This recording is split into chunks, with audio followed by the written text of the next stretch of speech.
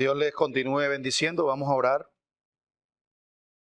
Bendito Dios y Padre que estás en los cielos, una vez más, Señor, esta iglesia reunida, estos vasos de barro reunidos en tu nombre, por el privilegio que nos has dado de llegar hasta este lugar, Señor, y poderte cantar, poderte adorar, por los méritos de Jesús que nos permites poder ser, Señor, exhortados y edificados a través de la predicación de tu santa palabra. Queremos suplicarte que nos ayudes en esta mañana, que permitas que podamos, Señor, ser expuestos, y no solo expuestos, sino moldeados a través de ella.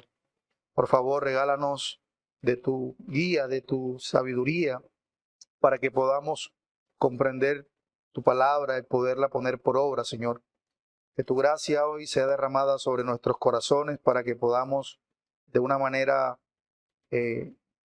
consciente recibirla y apreciarla.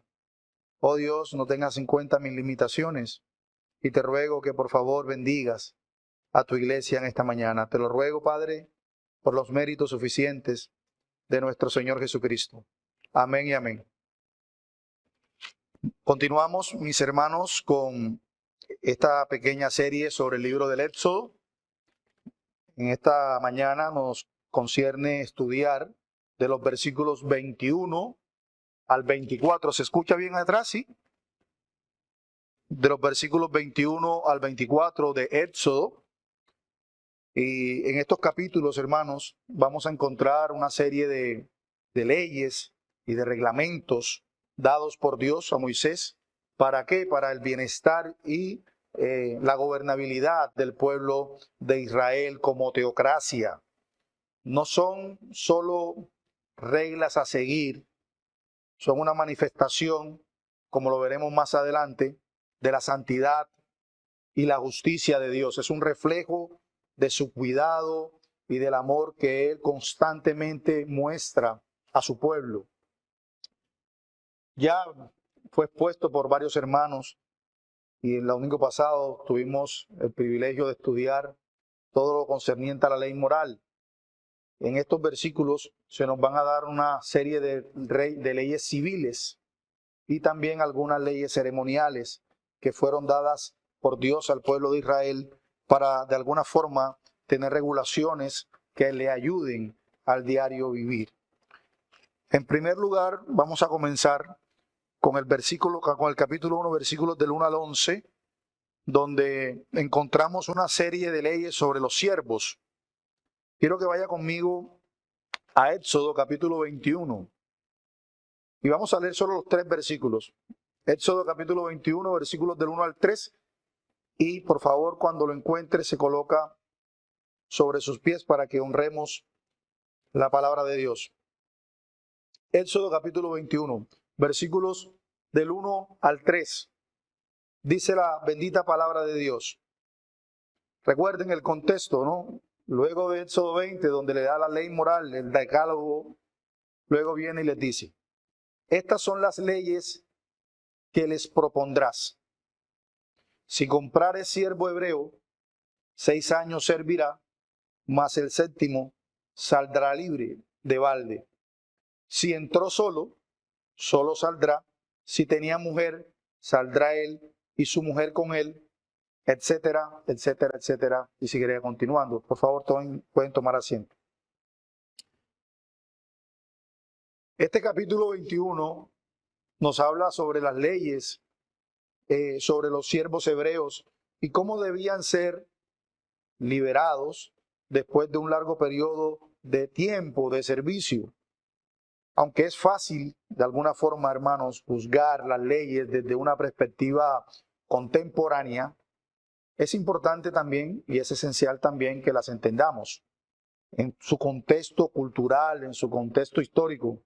Dios, recuerden, estaba estableciendo una estructura que protegía a los esclavos, un contraste notable, por decirlo de esa forma, con las prácticas de otras naciones, específicamente las de Egipto, donde ellos estaban saliendo. En la época en que las leyes fueron dadas, la esclavitud era una realidad común en muchas culturas de sociedades antiguas. Las leyes sobre estos siervos que encontramos aquí en ese capítulo 1 de Éxodo proporcionan unas regulaciones específicas. ¿Para qué? Para el trato de estos siervos hebreos dentro de la comunidad israelita. Estas leyes tenían el propósito de garantizar un trato justo, un trato humano a quienes se encontraban en una posición de servidumbre. Y Dios manda a tratar al esclavo de ciertas formas. Y hay algunos principios, por supuesto, morales y éticos dentro de estas regulaciones que el Señor establece aquí. Por ejemplo, el caso que leímos de la liberación después de 6 años. Uno de los principios clave que encontramos en esos versículos del 1 al 11 de estas leyes es que si un siervo hebreo debía ser liberado después de 6 años de servicio, reflejaba de alguna forma, hermanos, la preocupación de Dios hacia su pueblo porque se estableciera la justicia, porque se estableciera la dignidad de cada persona. Dios no quería que la esclavitud en Israel se convirtiera en una esclavitud perpetua. Eres de mi posesión, como hacían otras naciones paganas en la época. Eres mi posesión, por lo tanto seguirá siendo mi posesión por siempre, tú, tu esposa, tus hijos y los descendientes de ellos. Dios no quería eso. Y esa regulación proporcionaba un mecanismo viable para su liberación. Pero también establecía una protección a la familia. ¿En qué sentido? Estas leyes abordaban la situación de que si un siervo tenía una esposa, e hijos antes de ser siervo, antes de la servidumbre, en el caso de que ingresara a la servidumbre con familia, la familia sería liberada junto con él al final de los 6 años. Repito, lo que reflejaba la importancia de una unidad familiar y una protección de los lazos familiares. Pero también establecía libre elección, aunque parezca paradójico. Las leyes permitían que un siervo hebreo eligiera quedarse con su amo después de cumplidos los 6 años de servicio, si él lo deseaba. Sin embargo, esto debía ser una elección voluntaria y no forzada.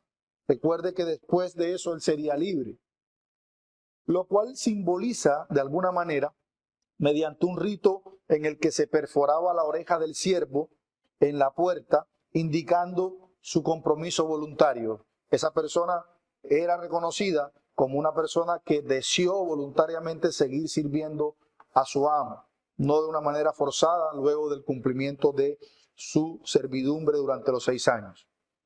Pero también establecía, por ejemplo, restricciones sobre la venta de las hijas. Las leyes también imponían restricciones sobre la venta de hijas como siervas. ¿Y qué garantizaba con esto? Garantizaba que no fueran tratadas como una mercancía, sino con una consideración especial y con un bienestar a futuro. Aunque la esclavitud, hermano, como nosotros hoy la conocemos, ha sido, por supuesto, condenada y ha sido abolida, ¿cierto?, en la mayoría de las sociedades modernas, todavía podemos aprender de este pasaje, porque en algunos lugares todavía se practica la esclavitud.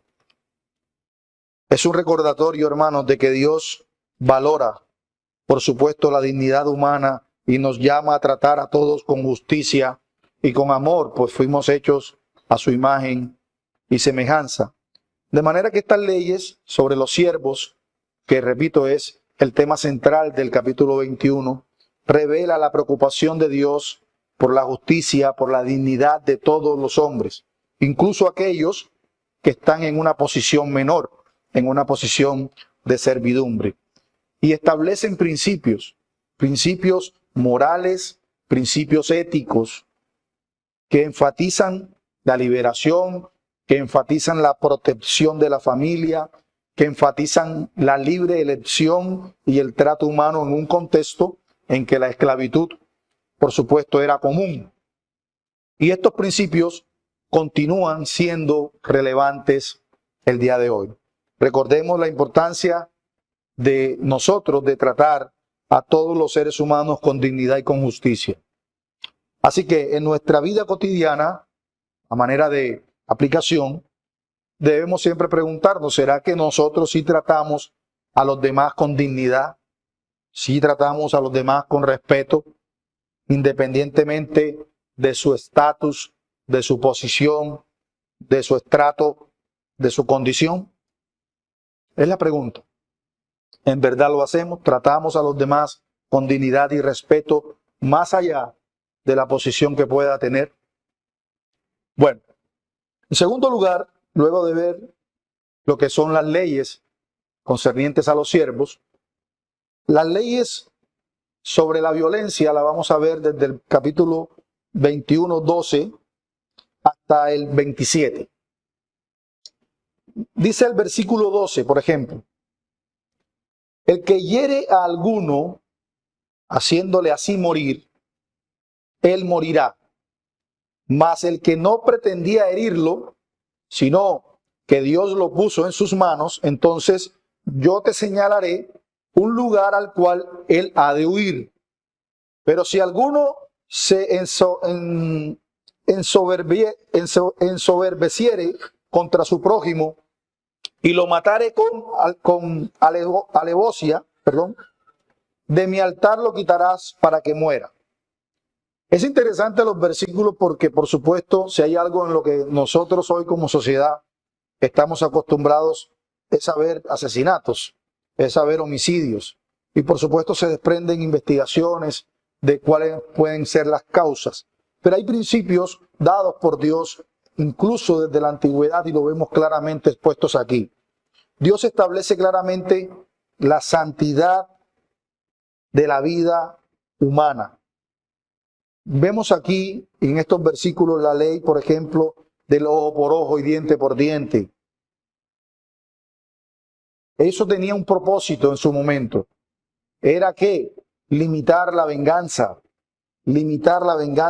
no promover la venganza. Y de hecho nos recuerda lo que el mismo Señor Jesucristo nos dijo en el Sermón del Monte, en el capítulo 5 de Mateo, en los versículos 38 al 39. Jesús llevaba una enseñanza más allá,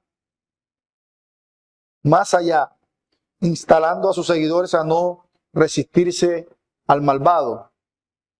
Pero es importante abordar las leyes sobre la violencia, sobre ese trato violento que a veces tenemos como seres humanos y que se reflejan acá en estos versículos de Éxodo 12 al 27 del capítulo 1. Y se enfatiza desde la perspectiva de la justicia, el valor, repito, de la vida humana y el propósito de esas leyes en el contexto bíblico. Esas leyes forman parte del código legal dado por Dios a Israel a través de Moisés en el monte Sinaí y tienen un propósito importante tanto en el contexto histórico como en la comprensión de los principios morales y éticos que pueden ser aplicables hoy. Por ejemplo, la vida humana es sagrada y es valiosa. El versículo 12 comienza con esa afirmación contundente: el que hiera a alguno de modo que éste muera, él morirá sin remedio. No significaba que el que moría inmediatamente o el que mataban inmediatamente el otro tenía que vengarlo. Esto significaba que tomar la vida de otro ser humano de manera premeditada y de manera también maliciosa es un pecado grave y conlleva a la pena de muerte. Dios en su ley establece la importancia de proteger la vida y también la importancia de castigar severamente a quienes la quitan injustamente.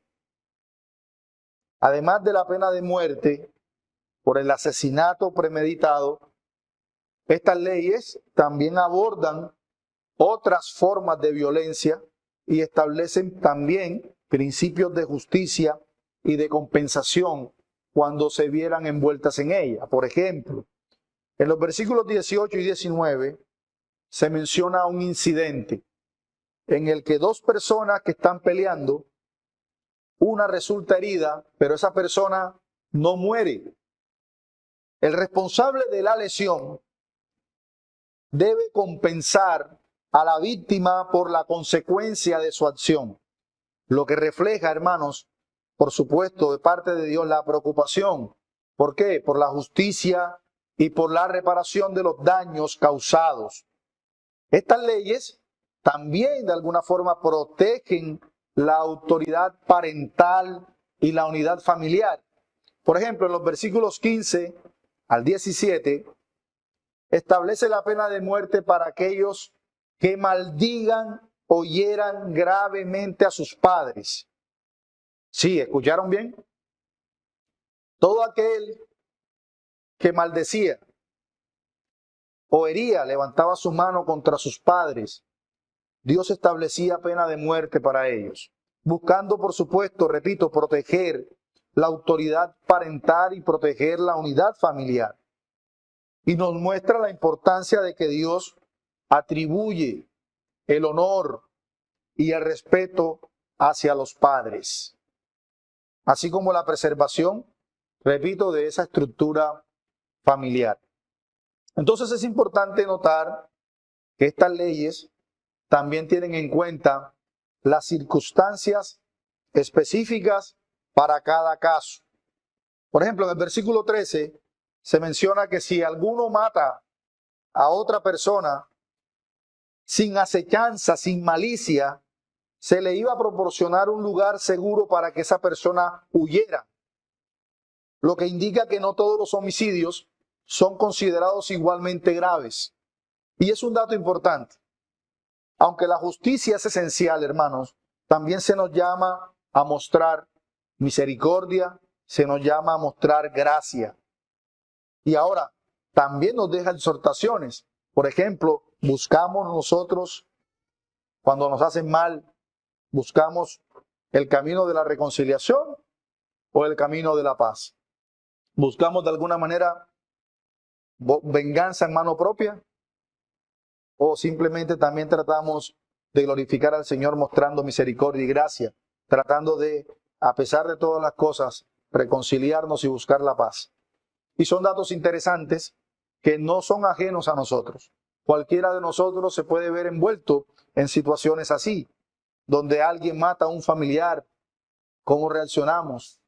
Donde un familiar muere en medio de circunstancias a veces dudosas y que hay personas presuntas que pueden ser las culpables. ¿Cómo actuar? Todas esas cosas, hermanos, Dios siempre las contempló y Dios siempre las trató. Pero hay más. También se nos habla de algunas leyes sobre la prosperidad. Y eso lo vemos desde los versículos 28 del capítulo 21 hasta el capítulo 22, versículo 15. Voy a leer para ustedes capítulo 22 de Éxodo, versículos del 1 al 4. Dice: cuando alguno hurtare buey u oveja y lo degollare o vendiere, por aquel buey pagará 5 bueyes, y por aquella oveja 4 ovejas. Y si el ladrón fuere hallado forzando una casa, y fuere herido y muriere, el que lo hirió no será culpado de su muerte. Pero si fuere de día, el autor de la muerte será reo de homicidio. Noten esto. El ladrón hará completa restitución, si no tuviere con qué, será vendido por su hurto. Y si fuera hallado con el hurto en la mano, vivo, sea buey o asno u oveja, pagará el doble. Entonces, ¿qué vemos acá, hermanos? La prosperidad, los bienes materiales, sean animales o bienes, tienen un valor y un deber de ser respetados. Dios protege la propiedad particular. Estas leyes reflejan, por supuesto, el carácter justo de Dios, la propiedad privada. Y eso es importante. No es que simplemente lo que es ajeno podemos hacer lo que queramos. Dios establecía límites para garantizar que se respetara la propiedad individual. La propiedad era una parte fundamental de la vida y de la economía.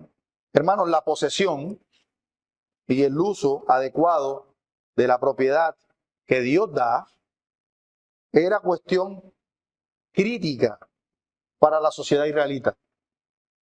Esto era un problema, era bastante tenso. Por lo tanto, Dios empezó a mostrar regulaciones específicas para ir resolviendo las disputas relacionadas con estos temas de la propiedad y también garantizar un trato justo entre los miembros de la comunidad. Por ejemplo, de esos principios que se pueden extraer de esas leyes sobre la prosperidad, encontramos el que acabamos de leer, la responsabilidad por los daños, porque estas leyes establecían la responsabilidad de aquellos que causan daño a la propiedad de otros. Por ejemplo, se establecen normas para el caso de que un animal que causa daño a la propiedad de otro, se le metió el animal y vino y le dañó la cosecha al vecino.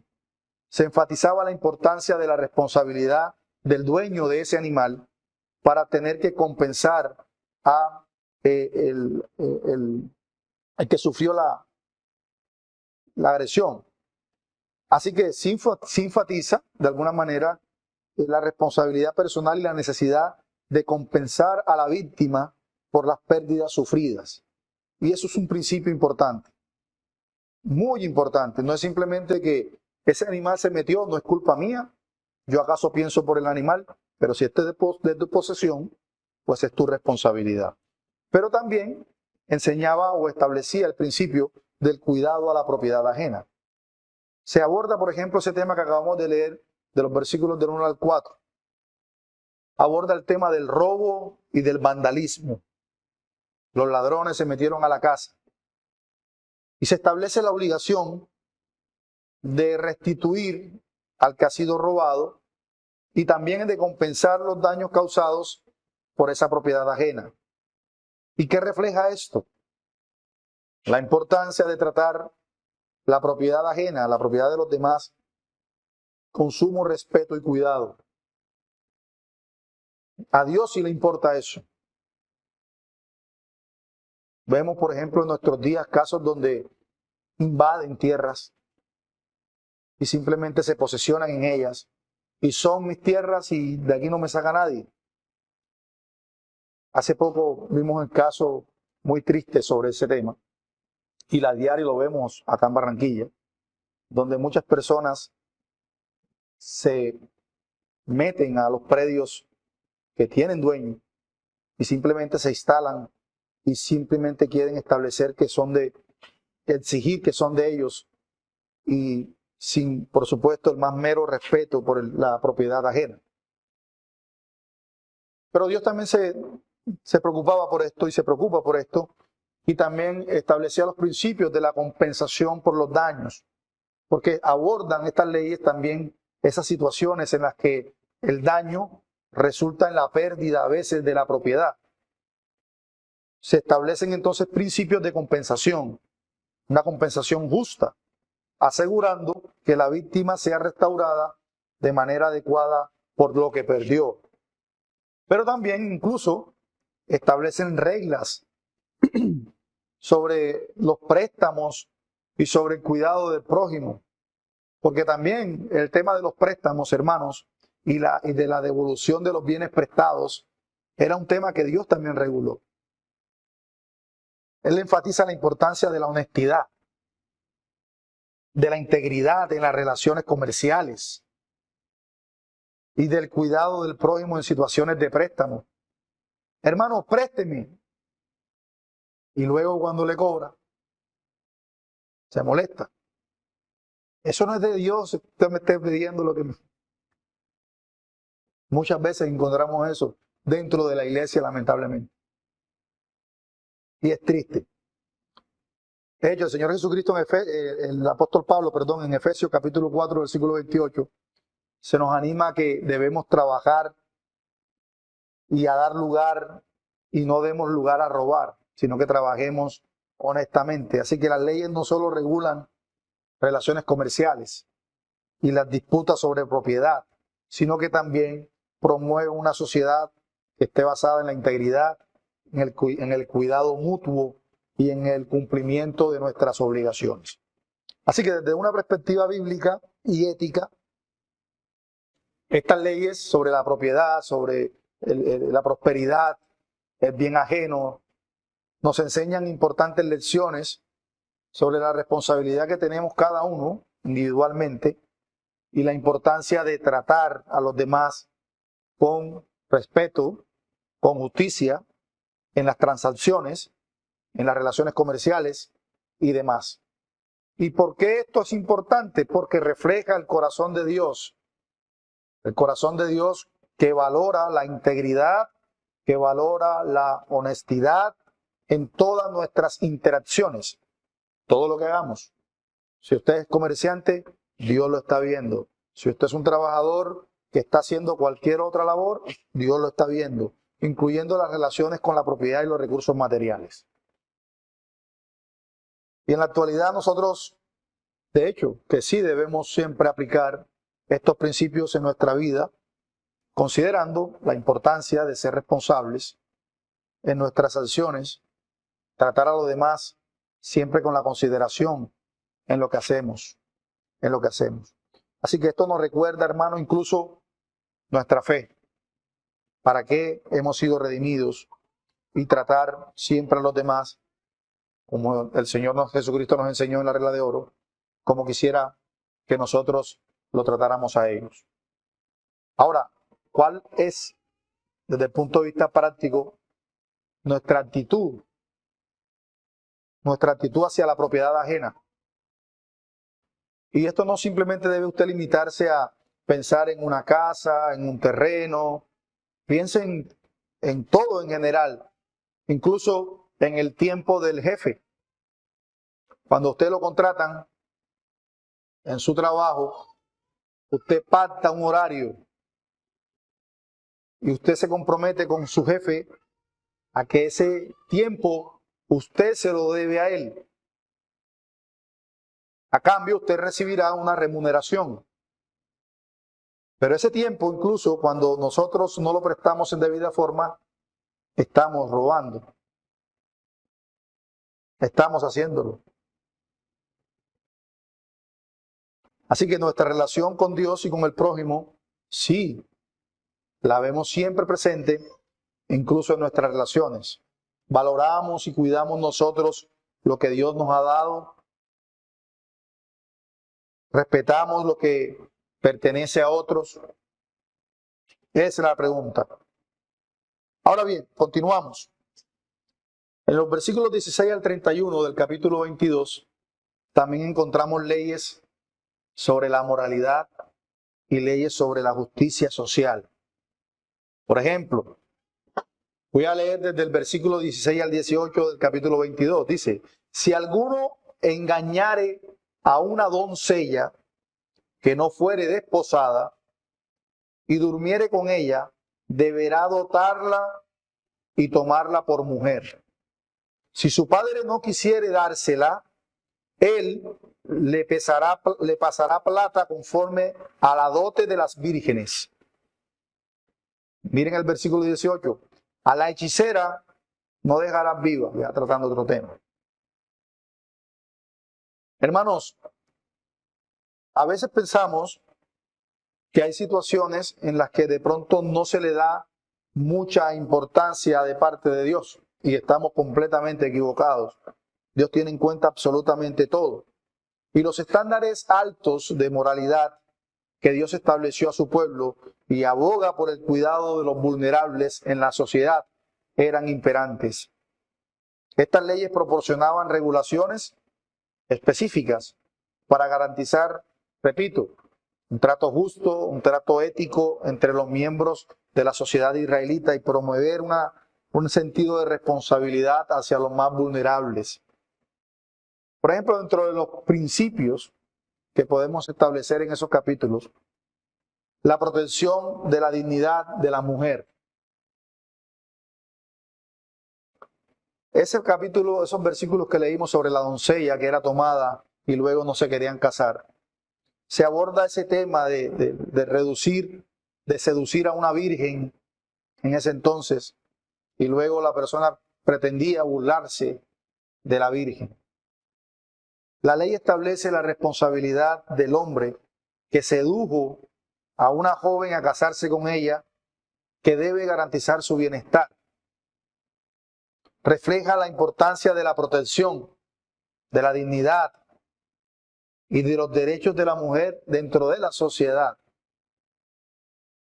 Eso incluso, hermanos, acá sé que son personas, algunas mayores, algunas no tanto, pero hace poco siempre se respetó eso. Lamentablemente en nuestros días todo eso se ha venido abajo. Hoy se miran las relaciones fuera del matrimonio como algo normal, incluso se señala a todos los jóvenes que no están dentro de ese mismo sistema como alguien anormal. O sea, se señalan a jóvenes que no han tenido relaciones sexuales incluso a los 13 años como alguien anormal. Pero en los tiempos siempre fue como Dios lo estableció. De hecho, muchos de nosotros vimos que las mujeres salían de sus hogares para casarse, de que muchos hombres se comprometían y era para casarse. Esa protección de la dignidad siempre era algo que Dios insistía y resaltaba. Pero también, por ejemplo, en el versículo 18, cuando leímos sobre la brujería, Dios no tolera la brujería ni la hechicería. Por ejemplo, en ese versículo 18, se prohíbe la brujería, se prohíbe la hechicería, y estas prácticas espirituales, religiosas, pueden dañar profundamente a la sociedad. Llevarla no solo al camino del satanismo, sino a la idolatría. Y también estaba, por supuesto, resaltando la importancia que Dios daba para la adoración a Él como el único Dios verdadero. Ese tema era un tema que incluso en los tiempos de Moisés se trataba con severidad. También existían principios sobre la justicia hacia los extranjeros, hacia los huérfanos. A lo largo de ese éxodo se enfatiza repetidamente la necesidad de tener compasión por los extranjeros, de tener compasión por los huérfanos, por las viudas. Dios tenía un cuidado especial por los demás, por los más vulnerables de la sociedad, y hasta el día de hoy, porque Dios no cambia, lo sigue teniendo. Y reflejan, repito, la preocupación de Dios por el bienestar de ellos. Y también nos recuerda a nosotros la importancia de la justicia social, la compasión hacia aquellos que siempre viven en situaciones de necesidad. Hay también algunas restricciones dentro del pasaje del capítulo 22 sobre el préstamo, sobre la usura. Se abordan prácticas de préstamos, se prohíbe la usura o el cobro de intereses exorbitantes. Dios no prohibía el cobro de intereses justos, pero sí prohibía el abuso, la usura. Eso resalta la importancia de la justicia económica, de la protección de los menos afortunados. No era que porque el que le tenía necesidad se le prestaba dinero, la persona que le prestó el dinero podía hacer con ellos lo que quisiera, abusando por el préstamo. No.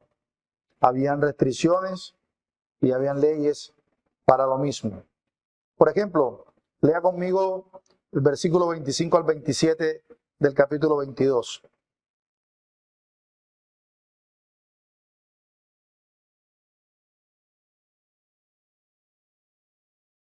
Dice, versículo 25 del capítulo 22, cuando prestares dinero a uno de mi pueblo, el pobre que está contigo, no te portarás con él como logrero, ni le impondrás usura.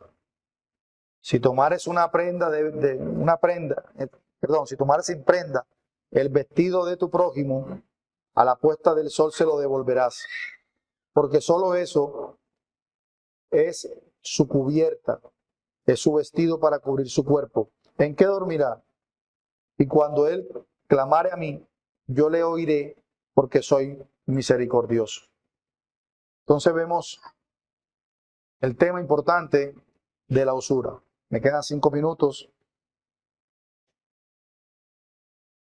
El tema del cuidado de los huérfanos y de las viudas. De hecho, en el Nuevo Testamento, el apóstol Santiago, por ejemplo, dice que la verdadera religión es cuidar a los huérfanos y a las viudas, enfatizando las obras de caridad, de misericordia que hay que hacer con los más vulnerables, con los más necesitados.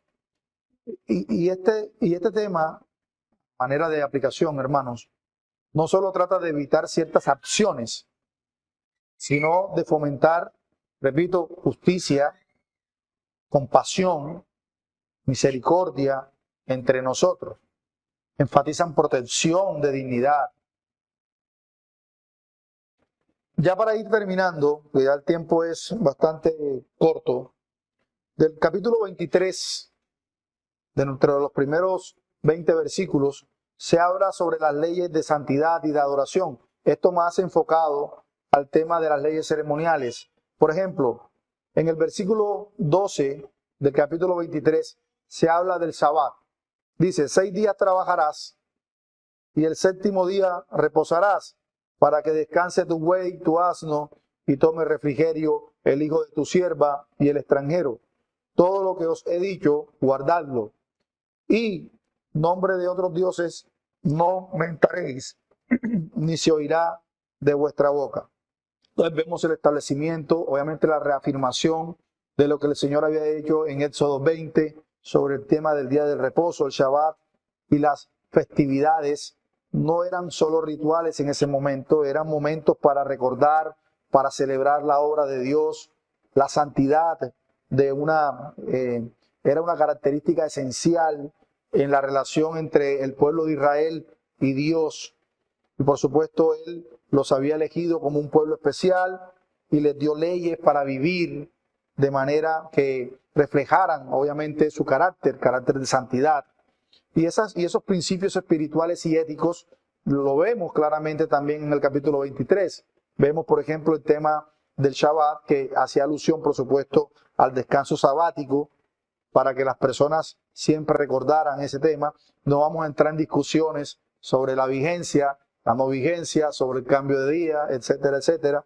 Eso es un tema de otra escuela, pero sí podemos ver, por ejemplo, otros principios como la adoración pura y exclusiva solo a Dios, porque con todo esto lo que Dios prohíbe realmente es que se tome su nombre en vano, de que se busquen falsos dioses y que la exclusividad de la adoración sea siempre a Él. La importancia de mantener la pureza en la relación con Él. Y como creyente, por supuesto, nos recuerda la necesidad de ¿qué? De centrar nuestra adoración en Dios, únicamente en Él, y no permitir que nada ni nadie ocupe su lugar en nuestras vidas, porque recuerden, somos una fábrica de ídolos. Nuestro corazón todo el tiempo está creando ídolos, todo el tiempo. También habían establecido unas celebridades, unas celebraciones de fiestas religiosas. También podían, por ejemplo, se establecieron 3 fiestas anuales, como lo fue la fiesta de los panes sin levadura, la fiesta de la cosecha de las primicias y la fiesta de la cosecha del día final. Esas festividades eran también momentos de adoración, momentos de gratitud a Dios por su provisión, por su liberación, por su rescate. Todas estas fiestas recordaban al pueblo la historia de cómo Dios los había liberado de Egipto y siempre buscaban una continua renovación del compromiso con Dios. Lástima el tiempo porque el tiempo es corto. El tema de las ofrendas, de las primicias, que repito, será tema de discusión en otras escuelas. se habla acá de que había que entregar lo mejor, lo primero, la primicia de lo que tenían, etc. Ya en el último capítulo, ya que me sacaron la paleta, en el capítulo 24 vemos la ratificación de Dios, del pacto. Por ejemplo, en el capítulo 24, versículos del 7 al 8, dice, y tomó el libro del pacto y lo leyó a oídos del pueblo, el cual dijo, haremos todas las cosas que Jehová ha dicho y obedeceremos. Entonces Moisés tomó la sangre y roció sobre el pueblo y dijo, he aquí la sangre del pacto que Jehová ha hecho con vosotros sobre todas estas cosas. La ratificación del pacto que se encuentra, hermanos, en el capítulo 24, es un momento crucial en la historia del pueblo de Israel y en la relación entre Dios y su pueblo. ¿Por qué? Porque nosotros debemos siempre recordar esto y abordarlo desde una perspectiva cristocéntrica, el significado de todo esto. El significado teológico, por ejemplo, compromiso y obediencia. Hay una ratificación del pacto, se presentó el compromiso del pueblo de Israel de obedecer a Dios y vivir de acuerdo a sus mandamientos. Pero todo esto, por supuesto, apuntaba a la obra de nuestro Señor Jesucristo en la cruz. Por ejemplo, la importancia de la justicia y la moralidad, así como Dios enfatizaba la importancia de la justicia y de la moralidad en la sociedad, nos recuerda que Él se preocupa porque como nosotros tratamos a nuestros semejantes, cómo tratamos a nuestros prójimos. Y debemos vivir a través de esas leyes, vivir a través de lo que Cristo Jesús nos ha enseñado para que podamos seguir glorificando y exaltando su nombre. Pero todo esto también nos recordaba, era la necesidad de un Salvador. Las leyes también nos mostraban unas limitaciones, nos mostraban una tendencia al pecado. Y a pesar de nuestros mejores esfuerzos, no podemos cumplir perfectamente la ley de Dios. Aquí es donde entra en juego el Evangelio. El Evangelio, Jesucristo vino a cumplir la ley de manera perfecta y a ofrecer su vida como un sacrificio por nuestros pecados. A través de su muerte en la cruz y su resurrección nos ofrece perdón y reconciliación con Dios. Y también, por supuesto, la verdad de que así como Israel ratificó el antiguo pacto en Éxodo, los creyentes en Jesucristo estamos bajo un nuevo pacto. El nuevo pacto se basa en la obra redentora de Cristo y ofrece la promesa de un corazón transformado y del Espíritu Santo que nos capacita para obedecer a Dios. No siendo más, hermanos, que ya me van a tirar la paleta, terminamos hasta acá. Fueron 4 capítulos extremadamente largos. Traté de hacerlo lo más resumido posible. Oramos y tenemos un espacio de preguntas y aportes. Señor, gracias por tu palabra. Padre, que tu palabra no regrese vacía. Gracias porque cuando estudiamos tu ley, Señor, cuando estudiamos tu palabra, cuando estudiamos la Torá, cuando estudiamos todo lo que tú has querido dejarnos plasmado a través de tu santa palabra, siempre recordamos lo importante que es el sacrificio de Cristo en favor nuestro, Señor. A través de ella siempre vemos tu misericordia, tu gracia y tu bondad. Y sobre todo la imperante necesidad de tratar siempre a nuestro prójimo con justicia y con misericordia. Gracias por mostrarnos estas cosas. Perdona, Señor, mis limitaciones, que no sean un obstáculo para que tu palabra cumpla el propósito por el cual la enviaste.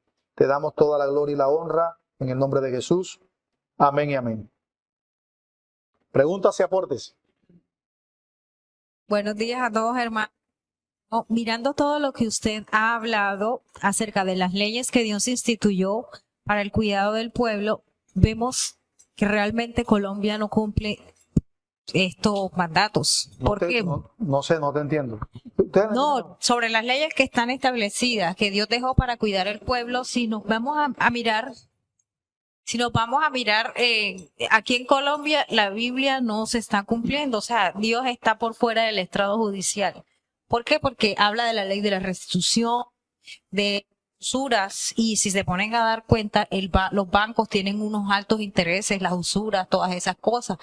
La moralidad también se ha perdido. Mire, hay que se dice que no se maldecirá, en uno de los capítulos dice que no se maldecirá al rey o al príncipe. Aquí sí lo hacen hasta los medios de comunicación. Falsos, lo falso que se ponen a dar testimonio contra otras personas. Y es un llamado para todos para que, bueno, esas son las leyes que debemos tener a Dios en cuenta para todo lo que vayamos a hacer. Está fuera de nuestra vida. Y aún en la iglesia. Hermano Vincent. Gracias, Vero.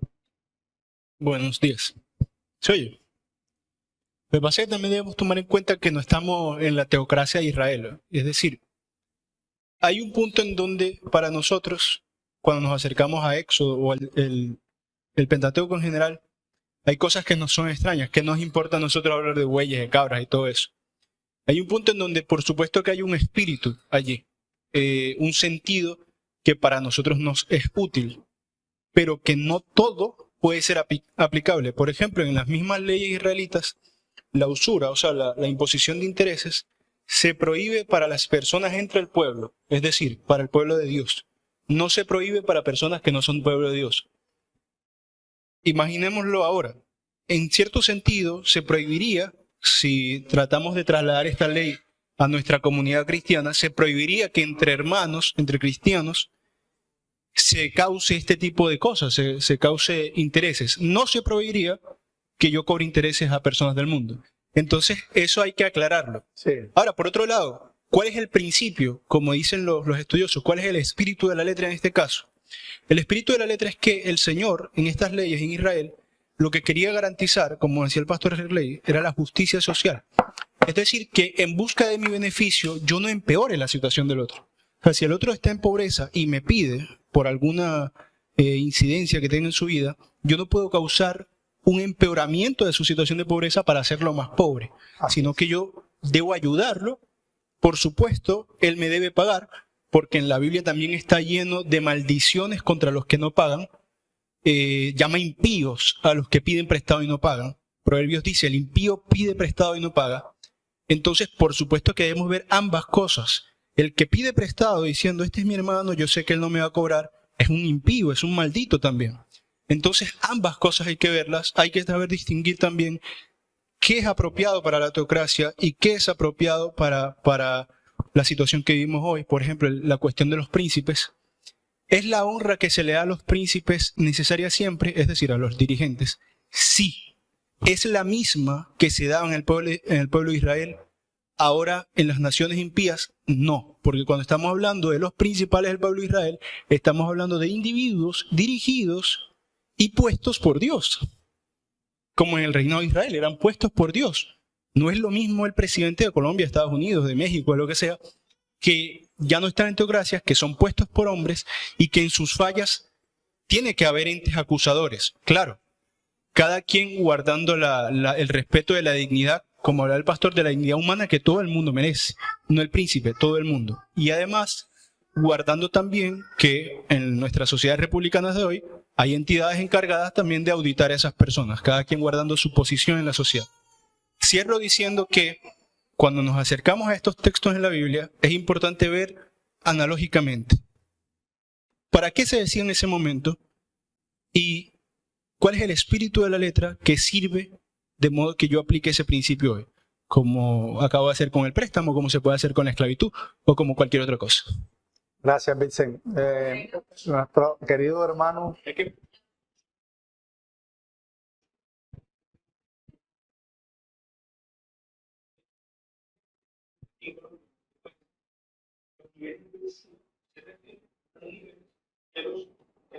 No, la norma habla de la tasa máxima de usura, pero la usura como tal es un delito. Si sobrepasa la edad, está el delito de usura.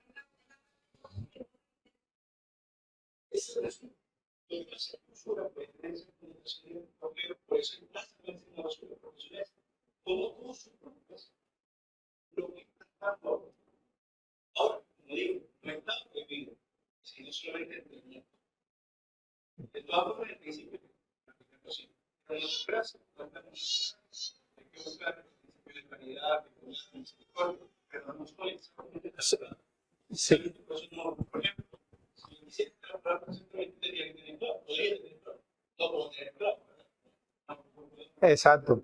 Es importante eso. Mi hermano, bienvenido. Es un gusto tenerte acá, gloria a Dios. Para mí también es un gusto estar aquí. Los reyes eran puestos por Dios en esa época de la teocracia, pero en el Nuevo Testamento no recuerdo qué versículo señala de que Dios, que nos debemos de someter a toda autoridad porque toda autoridad es impuesta por Dios.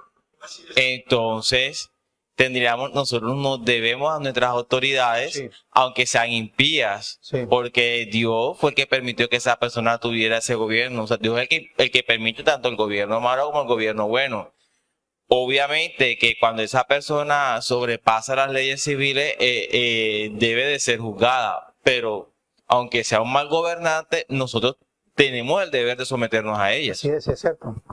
No, sobre todo que el gobernante no podría ir en contra de las leyes de Dios, obviamente. Claro.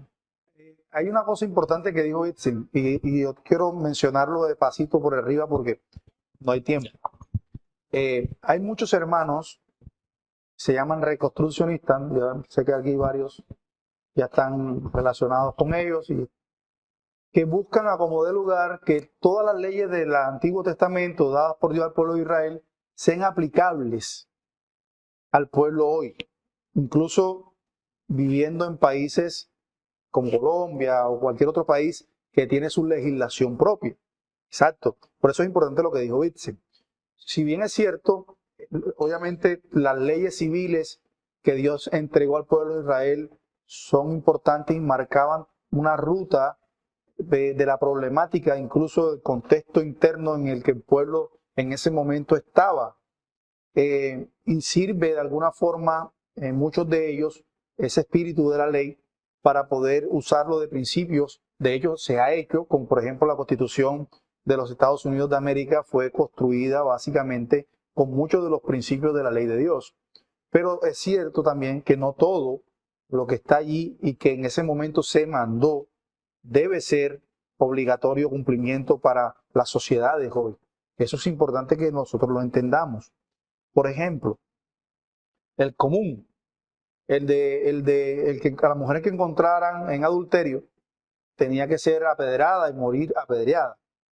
Eran, como repito, eran situaciones donde Dios imponía, por supuesto, ninguno de acá somos más bondadosos, ni más sabios, ni más justos que Dios, en la necesidad apremiante de la época de demostrar la gravedad de ese pecado.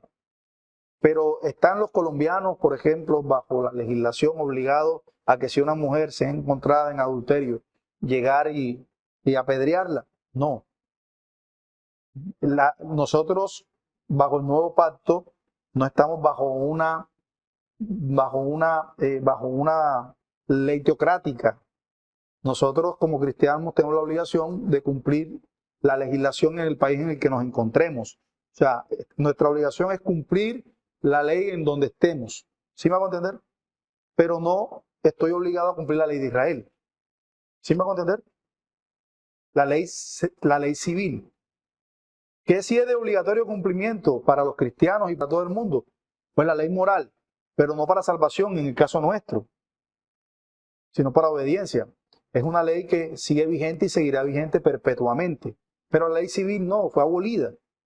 Ya es un tema que hemos conversado, es un tema que hemos hablado, lo mismo que las leyes ceremoniales, y fueron dadas, porque son a la final leyes positivas, que fueron dadas por Dios en un tiempo específico, con un propósito específico. De hecho, la nación de Israel hasta el día de hoy ha cambiado incluso muchas de esas leyes, como nación, desde que se erigieron en 1948, la nación de Israel ha cambiado su constitución, y ya no se rige literalmente por la ley teocrática. Entonces es un tema importante. Sé que esto a veces trae confusiones y pues debates, etcétera, pero es interesante siempre que estemos abiertos a no ser dogmáticos en estos temas donde a veces no debemos serlo. a veces nos volvemos un poco herméticos y tenemos una posición radical con relación a estos temas. Pero obviamente, desde nuestro limitado conocimiento, pero sobre todo de la línea que creemos, pues tiene más acercamiento a la verdad bíblica, entendemos que esas leyes fueron abolidas. No sé si alguien más tiene aportes, preguntas.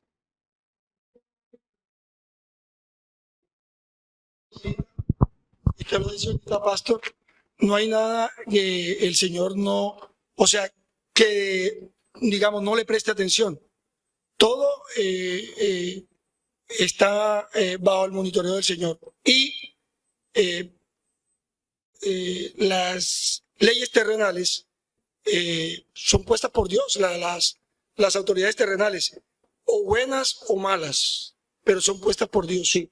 Y un último, ya que tú mencionaste esto, por ejemplo, hay países actualmente donde ustedes saben sigue vigente la pena de muerte. Y la pena de muerte, por supuesto, en mi concepto, o sea, es respetable, en mi concepto, sí debe seguir en rigor. En mi concepto, muy respetuosamente. Y los países que incluso no son cristianos y la tienen, son países con un índice de homicidio muy bajo.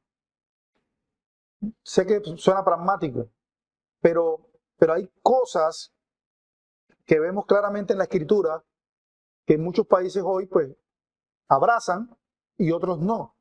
Pero la pena de muerte, por ejemplo, es un concepto que debiera tener toda constitución en las naciones. Pero, de hecho, con los tratos justos y las modalidades con que la Biblia también lo muestra, porque noten que ahí hablaba de cuando se hizo con maldad, cuando se hizo por un accidente y cuáles eran las consecuencias, eran diferentes.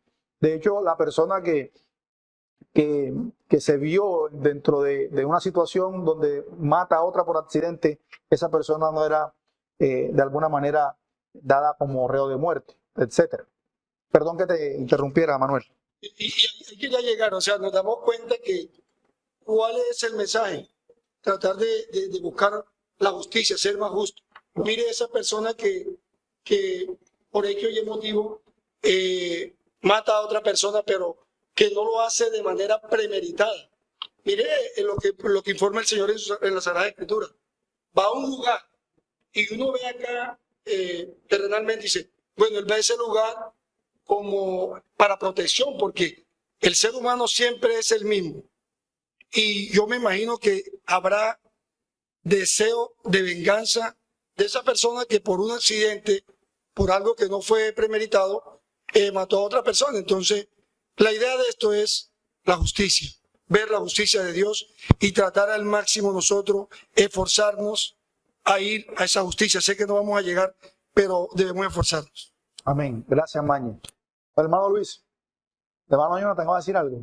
Te veo así con ganas de decir Es algo. importante que veamos cuando dice hay un lugar, porque es también un proceso disciplinario, porque pongamos que esa persona no quiere irse al lugar y se queda donde hubo el accidente.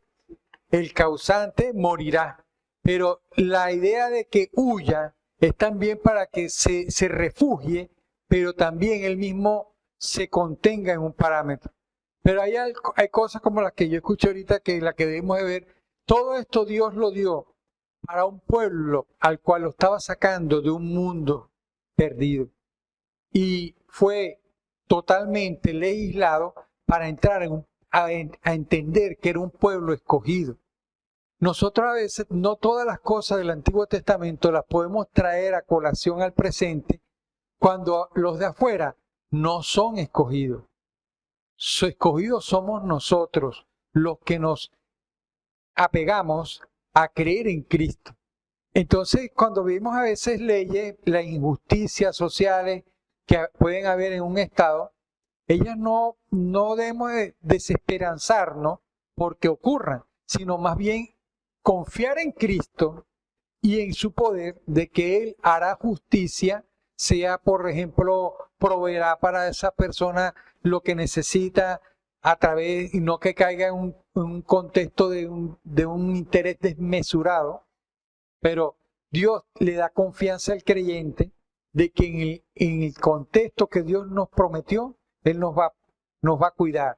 Pero fuera de lo que podamos ver en el Antiguo Testamento, para verlo como tal, que se debe cumplir rígidamente en toda la nación, no es una realidad, porque sociológicamente es para el pueblo creyente, para el pueblo nada más que es creyente. Gracias, hermano Luis.